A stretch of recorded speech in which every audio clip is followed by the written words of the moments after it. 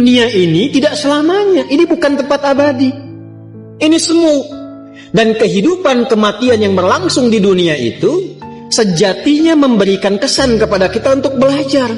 Kumpulkan bekal bagaimana caranya di dunia ini berhasil, di akhirat meraih kemuliaan. Itu yang dimaksudkan surah Al-Mulk itu. Surah 67 di ayat yang kedua. Walladzi khalaqal mauta wal hayata liyabluwakum ayyukum ahsanu amala. Ahsanu itu isim tafdil. Ya, dari kata hasanah tadi.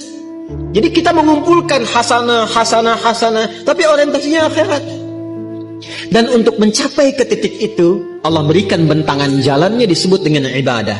Karena itu ketika Allah memerintahkan kita ibadah dalam bentuk fi'il amr, itu sebetulnya saking sayangnya kepada kita.